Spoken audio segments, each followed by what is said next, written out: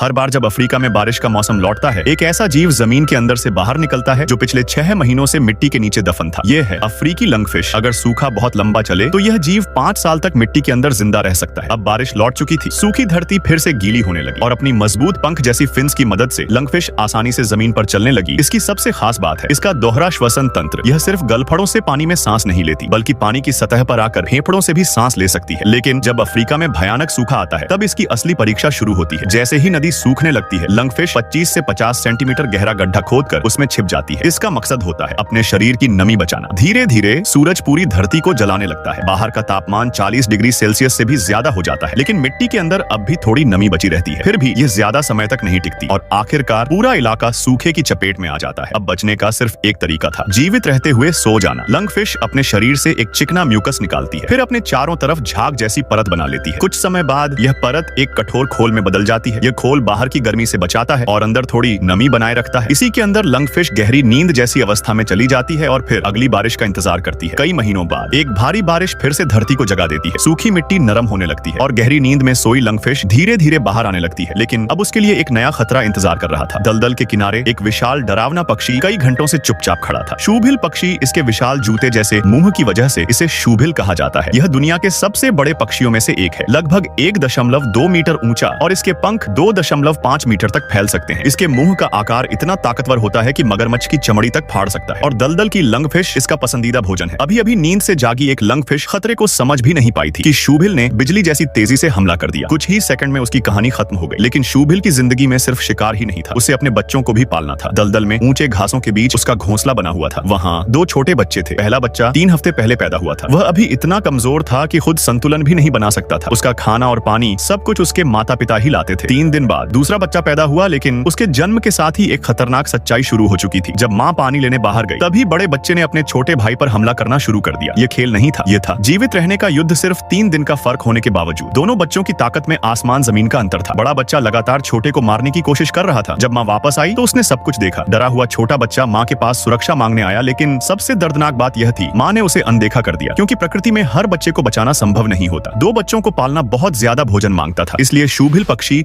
अक्सर सिर्फ पहले जन्मे बच्चे को पालते हैं और दूसरे बच्चे को धीरे धीरे मरने के लिए छोड़ देते हैं। हालांकि वे दोनों एक ही माँ के बच्चे थे, लेकिन उनकी किस्मत पूरी तरह अलग थी। असल में दूसरे बच्चे का जन्म सिर्फ एक बैकअप प्लान था। अगर पहला बच्चा मर जाता तभी उसे पाला जाता। इसलिए उस छोटे बच्चे की किस्मत जन्म लेते ही तय हो चुकी थी।